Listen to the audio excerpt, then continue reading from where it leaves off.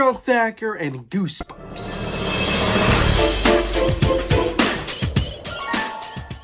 It's what everyone has gone since 1992, when the first Goosebumps book was released, written by R.L. Stine. I'm sure you've all at least heard of Goosebumps, the over $2 billion franchise that felt the 90s had books and television by the throat, and even to a smaller extent, video games. But something took the Goosebumps franchise a long time to get was theatrical movies. But why is this? It would seem like a natural step in the right direction for a Goosebumps film to happen, considering how popular the franchise was at the time. But the road to the Goosebumps movie was so troubled, it might even give you goosebumps. Saying that out loud sounds terrible. Development on a Goosebumps movie goes all the way back to the mid-1990s, when George A. Romero wrote a script for a film adaptation of the first original Goosebumps book, Welcome to Deadhouse. Yeah, the guy who directed Night of the Living Dead, and basically created zombies as we know them today. In 1988, Tim Burton was attached to direct a Goosebumps movie, but apparently didn't have because they couldn't settle on a script, which is a real shame. Can you imagine a Goosebumps movie directed by Tim Burton? In 2008, Columbia Pictures got the rights to make a Goosebumps movie,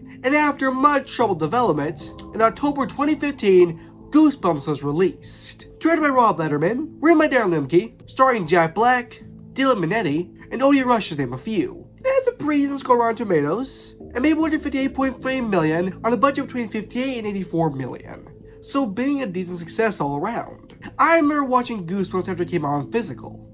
At the time, I was aware of what Goosebumps was, but I never actually read any of the books. But I do remember enjoying it. I didn't think it was amazing, but that was a nice, decent little movie. Now this isn't going to be a full-blown, in-depth throwback review. That'll probably happen one day, but this is going to be more my overall thoughts. Looking back at this film a decade later, what do I think of it now? Well, my thoughts honestly really haven't changed. I still think Goosebumps is an overall nice, good little movie.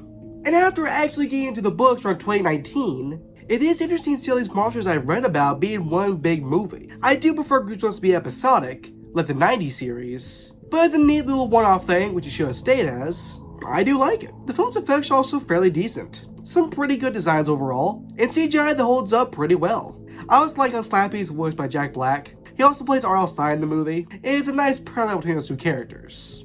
This is also easily my favorite scene in the whole movie. Let me tell you something about Steve King. Steve King wishes he could write like me, and I've sold way more books than him, but nobody ever talks about that! Okay. Way more books!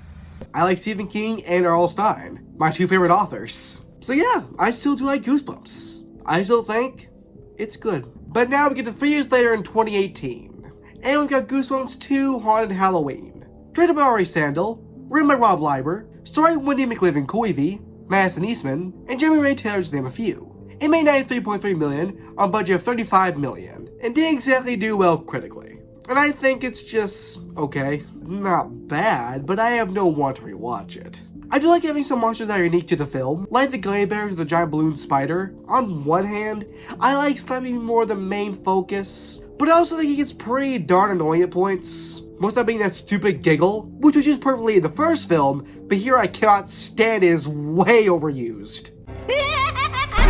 Although I do think he has a pretty good scene, where he sends a kid to the hospital, after slowly taking the screws out from a ladder he's standing on. This scene actually has some alright tension, and proves that with some tweaks, Slappy can be a straight-up horror villain. Overall, the two Goosebumps movies aren't great or anything, but at their highest, that being the first film, they're good.